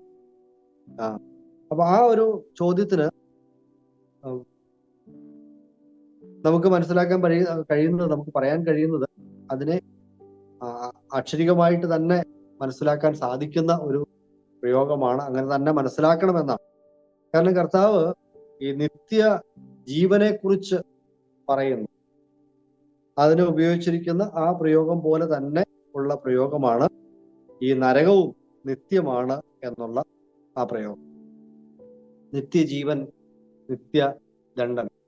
അപ്പൊ നിത്യജീവനിലേക്ക് ചില ആളുകൾ പ്രവേശിക്കുന്നു. ആ നിത്യജീവൻ നമ്മൾ ആലങ്കാരികമായിട്ടല്ല എടുക്കുന്നത്, അതിനെ ആക്ഷരികമായിട്ട് തന്നെ എടുക്കുന്നു. നിത്യമായി കർത്താവിനോട് കൂടെ വസിക്കും, എന്നേക്കും കർത്താവിനോട് കൂടെ വസിക്കും. എന്നാൽ നിത്യ നരകം എന്ന് പറയുമ്പോൾ, നിത്യദണ്ഡനം, നിത്യശിക്ഷാവിധി എന്ന് പറയുമ്പോൾ നമുക്ക് ആ നിത്യം എന്നതിനെ നിത്യമല്ലാതെയാക്കാനായിട്ട് അനുവാദമുണ്ടോ എന്നുള്ളതാണ് നമ്മൾ ചിന്തിക്കേണ്ടത്. അപ്പൊ അതിനെക്കുറിച്ച് ഗ്രീക്ക് പണ്ഡിതന്മാരായിട്ടുള്ള ആളുകളൊക്കെ പറയുന്നത് ആ വാക്കിനെ നിത്യ ശിക്ഷാവിധി എന്ന് തന്നെ മനസ്സിലാക്കാനാണ് കൂടുതൽ സാധ്യതയുള്ളത് എന്ന് തന്നെയാണ്. W.E. വൈനെ പോലുള്ള ആളുകൾ, അതുപോലെ തന്നെ തയ്യറിനെ പോലുള്ള ആളുകൾ, അവരുടെയൊക്കെ ഗ്രീക്ക് ഭാഷയുടെ നിഘണ്ടുവിൽ അവരതിനെ അങ്ങനെ തന്നെ മനസ്സിലാക്കണം എന്ന് തന്നെയാണ് പറയുന്നത്. ആഡം ക്ലാർക്ക് അതിനെക്കുറിച്ച് പറഞ്ഞിരിക്കുന്നത് ഇങ്ങനെയൊരു പ്രയോഗമാണ്. മത്തായി 25:46 കമന്ററി ആയിട്ട് അദ്ദേഹം പറഞ്ഞിരിക്കുന്നത് ഞാനൊന്ന് വായിച്ചു കേൾപ്പിക്കാം. But some are of the opinion that this punishment shall have an end. This is as likely as that the glory of the righteous shall have an end. For the same word is used to express the duration of the punishment. Kolasin ainoion as is used to express the duration of the state of glory. Soin ainoion. അപ്പൊ ഈ കൊലാസിൻ ഐനോയിയാണ് നിത്യശിക്ഷാവിധി. അതേ പ്രയോഗം തന്നെയാണ് സോയോൻ ഐനോയിയൻ, നിത്യജീവൻ അല്ലെങ്കിൽ നിത്യ മഹത്വം എന്നൊക്കെ പറയാനായിട്ട് ഉപയോഗിച്ചിരിക്കുന്നത്. അപ്പൊ ഇതിന്റെ യഥാർത്ഥത്തിൽ ഈ വാക്കിന്റെ അർത്ഥം, അല്ലെങ്കിൽ ബൈബിളിൽ ഈ വാക്ക് പലപ്പോഴും ഉപയോഗിച്ചിരിക്കുന്നത്, അല്ലെങ്കിൽ ഈ സുവിശേഷം സ്വീകരിക്കാത്തവരുടെ ശിക്ഷയെക്കുറിച്ചൊക്കെ പറയുമ്പോൾ ബൈബിളിൽ ഈ ഗേഹന്ന എന്ന് പറയുന്ന ആ പ്രയോഗം ഉപയോഗിച്ചിരിക്കുന്നത് ഒരു താൽക്കാലിക ക്രമീകരണം എന്ന അർത്ഥത്തിലല്ല, അല്ലെങ്കിൽ കുറച്ചു കാലം മാത്രം ദൈവം അവരെ ശിക്ഷിക്കുന്നു എന്നതിനെ അല്ല സൂചിപ്പിക്കുന്നത്. അത് നിത്യമായ ഒരു അനുഭവമാണ്, നിത്യമായ ഒരു സ്ഥലമാണ്, അവസ്ഥയാണ് എന്ന് തന്നെയാണ് അതിന്റെ ഗ്രാമാറ്റിക്കൽ സെൻസിൽ മനസ്സിലാക്കാനായിട്ട് സാധിക്കൂ എന്നാണ് ഈ തരത്തിലുള്ള ഗ്രീക്ക് പണ്ഡിതന്മാരായിട്ടുള്ള ആളുകളൊക്കെ പറയുന്നത്. എന്തുകൊണ്ട് ആളുകൾ നിത്യനരകത്തെ നിഷേധിക്കാൻ ശ്രമിക്കുന്നു എന്ന് ചോദിച്ചാൽ അതിന് സാധാരണ അങ്ങനെയുള്ള ആളുകൾ പറയുന്ന ഒരു ന്യായം ദൈവം സ്നേഹമാകുന്നു എന്നുള്ള ആശയമാണ്. A loving God cannot punish man eternally in burning fire. അതാണ് അവരുടെ ഒരു ലോജിക്കൽ ആർഗ്യുമെന്റ്. അപ്പൊ ദൈവത്തിന്റെ സ്നേഹം വളരെ പ്രധാനപ്പെട്ട ഒരു ആശയമാണ്. ബൈബിളിലെ ഏറ്റവും ശ്രേഷ്ഠമായ ആശയം ദൈവത്തിന്റെ സ്നേഹമാണ്. അതുകൊണ്ട് ഈ സ്നേഹവാനായ ദൈവത്തിന് ഒരിക്കലും മനുഷ്യൻ നിത്യമായി നരകത്തിലിട്ട് വറക്കാനായിട്ട് അല്ലെങ്കിൽ ചൂടാനായിട്ട് സാധിക്കില്ല എന്ന ഒരു കാഴ്ചപ്പാടിലാണ് അവർ പറയുന്നത്. അപ്പൊ അതിന് മറുന്യായമായിട്ട് പറയുന്ന വേദശാസ്ത്രികൾ പറയുന്നത് ദൈവത്തിന്റെ സ്നേഹത്തെ കുറിച്ച് പറയുന്നതിനേക്കാൾ അധികം ഊന്നലോടുകൂടി ബൈബിൾ പറയുന്ന ഒരു ആട്രിബ്യൂട്ടാണ് ദ ഹോളിനെസ് ഓഫ് ഗോഡ്, ദൈവത്തിന്റെ പരിശുദ്ധി എന്ന് പറയുന്നത്. പരിശുദ്ധനായ ദൈവത്തിന്റെ ഈ പരിശുദ്ധി എന്ന സ്വഭാവമാണ് രക്ഷ അനിവാര്യമാക്കി തീർന്നത്. ഈ പരിശുദ്ധി എന്ന സ്വഭാവം ഇല്ലായിരുന്നെങ്കിൽ മനുഷ്യന് ഈ രക്ഷിക്കപ്പെടുക എന്ന ഒരു അനുഭവം പോലും ആവശ്യമില്ലാതെ ദൈവസ്ഥാനത്തിലേക്ക് കയറി ചെല്ലാമായിരുന്നു. പക്ഷെ അങ്ങനെയല്ല, ദൈവം പരിശുദ്ധനാണ്, നീതിമാനാണ്, ന്യായാധിപതിയാണ്. അപ്പൊ ന്യായാധിപതിയും പരിശുദ്ധനുമായ ദൈവത്തിന് പാപത്തെ നോക്കിക്കൂടാൻ കഴിയാത്തവണ്ണം വിശുദ്ധമായ നിർമ്മലമായ കണ്ണുകളുള്ള ദൈവത്തിന് പാപത്തെ തന്റെ സന്നിധിയിൽ വെച്ചുകൊണ്ടിരിക്കാൻ സാധിക്കുകയില്ല. അതുകൊണ്ട് പാപിയായ മനുഷ്യനെ ശിക്ഷിച്ചേ മതിയാവുകയുള്ളൂ. അത് ദൈവം നിത്യമായ ശിക്ഷയാണ് വെച്ചിരിക്കുന്നത് എന്ന് ദൈവത്തിന്റെ സർവാധികാരത്തിലുള്ള കാര്യമാണ്. ഇതാണ് ആളുകൾ പറയുന്ന ഒരു കാര്യം എന്ന് പറയുന്നത്. ഇനി ദൈവം സ്നേഹമാണ് എന്ന് പറയുമ്പോൾ ഈ സ്നേഹത്തിന്റെ വക്താക്കൾ തെറ്റിദ്ധരിക്കുന്ന ഒരു കാര്യം, ദൈവം എല്ലാറ്റിനെയും സ്നേഹിക്കുന്നു എന്ന ഒരു തെറ്റായ കാഴ്ചപ്പാടാണ്. ദൈവം നല്ലതിനെ മാത്രം സ്നേഹിക്കുന്ന വ്യക്തിയാണ്, നന്മയെ മാത്രം സ്നേഹിക്കുന്ന വ്യക്തിയാണ്. ദൈവത്തിന് തിന്മയെ, പാപത്തെ, പാപ സ്വഭാവത്തെ ഒന്നും സ്നേഹിക്കാനായിട്ട് സാധിക്കുകയില്ല. അപ്പൊ ദൈവത്തിന്റെ കോപം വെളിപ്പെടുന്നത് ഈ മനുഷ്യന്റെ പാപത്തിന് നേരെയാണ്, അല്ലെങ്കിൽ പാപം ചെയ്ത മനുഷ്യന് നേരെയാണ്. ഈ ദൈവം പാപത്തെ വെറുക്കുകയും പാപിയെ സ്നേഹിക്കുകയും ചെയ്യുന്നു എന്നൊക്കെ നമ്മൾ പറയാറുണ്ട്. എത്രമാത്രം ശരിയാണെന്നൊക്കെ ചർച്ച ചെയ്യേണ്ട വിഷയങ്ങളാണ്. ഈ പാപത്തിന് പാപിയിൽ നിന്ന് വ്യത്യസ്തമായ ഒരു അസ്തിത്വമില്ല. പാപി എന്ന ഒരു വ്യക്തിയിലാണ് പാപം സ്ഥിതി ചെയ്യുന്നത്. അതുകൊണ്ട് ദൈവത്തിന് പാപത്തെ ശിക്ഷിക്കുക എന്ന് പറഞ്ഞാൽ പാപിയായ മനുഷ്യനെ ശിക്ഷിക്കുക എന്ന് തന്നെയാണ്. അതിനെ വ്യത്യസ്തമായിട്ട് നമുക്ക് കാണാനായിട്ട് സാധിക്കും. അപ്പൊ ദൈവം സ്നേഹമാണ്, പക്ഷെ ദൈവം ഒരിക്കലും പാപത്തെ, തിന്മയെ സ്നേഹിക്കുന്ന വ്യക്തിയാണ്. ദൈവത്തിന് അത് കഴിയുകയില്ല. ദൈവത്തിന്റെ സ്വഭാവം വിശുദ്ധിയാണ്. അതുകൊണ്ട് ദൈവത്തിന് പാപത്തെ ശിക്ഷിച്ചേ മതിയാവുകയുള്ളൂ. ഒരു കാലത്തും തന്റെ സന്നിധിയിലേക്ക് പാപിയായ മനുഷ്യനെ സ്വീകരിക്കാനായിട്ട് ദൈവത്തിന് യാതൊരു വിധത്തിലും കഴിയുകയില്ല എന്ന് തന്നെയാണ് നമുക്ക് മനസ്സിലാക്കാനായിട്ട് സാധിക്കുന്നത്. അതുകൊണ്ട് നരകം എന്ന ആശയം ഒരു അക്ഷരികമായ ഒരു അനുഭവം, ഒരു സ്ഥലം തന്നെയാണ്. അങ്ങനെ ഒരു ക്രമീകരണം ദൈവം ചെയ്തിട്ടുണ്ട്. അത് നിത്യമായ ഒരു സ്ഥലമാണ് എന്ന് തന്നെയാണ് നമുക്ക് തിരുവെഴുത്തുകളുടെ അക്ഷരിക പഠനത്തിൽ നിന്ന്, അക്ഷരിക വ്യാഖ്യാനത്തിൽ നിന്ന് മനസ്സിലാക്കാൻ സാധിക്കുന്ന ആശയം. ഇത്രയും കാര്യങ്ങൾ നിങ്ങളുടെ മുമ്പിൽ അവതരിപ്പിക്കുവാനായിട്ട് ഇടയായതിൽ ദൈവത്തിന് സ്തോത്രം ചെയ്യുന്നു. ദൈവം നമ്മളെ സഹായിക്കും. ഒരുപാട് നന്ദി. വളരെ മനോഹരമായിട്ട് കാര്യങ്ങളെ പറഞ്ഞു.